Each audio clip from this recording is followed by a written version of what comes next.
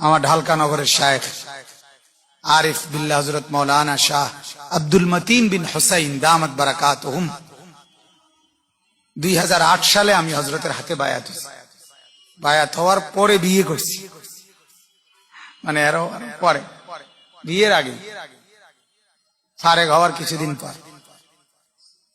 তো মসজিদে ফজরের নামাজের সময় ঢালকা নগর খানকার সামনে যে মসজিদ, ফজরের সময় আমি বসে আছি, হযরত পিছন দিয়ে আসছে।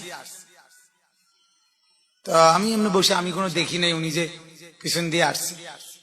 ফজরের ওয়াক্তের কারণে আপনার স্বাভাবিকভাবে আমি হঠাৎ বেখেয়ালে মসজিদে এরকম হাতের টানা দিছি, যেরকম সকাল টাইম না এরকম টানা দেয় না, বুঝেন নাই, হাতের এরকম টানা দেয় না, আমি মাত্র হাত টানা দিছি। আমি এই সময় উনি ঢুকছে।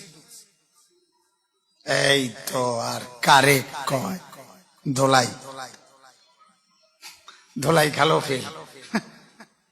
কি হলো ভাই, এটা সুন্নাত, এটা মসজিদ, এটা তোমার ব্যায়ামের জায়গা, এটা ব্যায়াম করতে পড়ছো তুমি, তুমি আলেম, তুমি কিছু পড়ছো, মানে 14 গোষ্ঠী শেষ।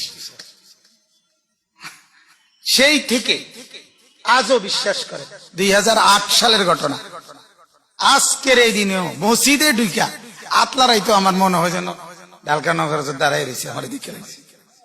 আমার এটা মানে আমার জীবনে আমি এটা অনুভব করি যে আমার মনে হয় যেন আমার মাথার উপরে উনি ছাই রয়েছে। বাবুরে আতাল গিদন যেত না, এটা মসজিদ, এনে সংভং করা যাবে না।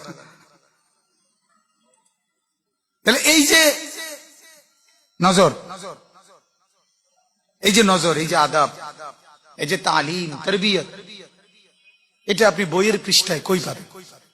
কথা কন, পাবেন তো? বইয়ের পৃষ্ঠায় পাবেন? ধরে ধরে যে শিখা, এটা অনেক জরুরি, অনেক জরুরি।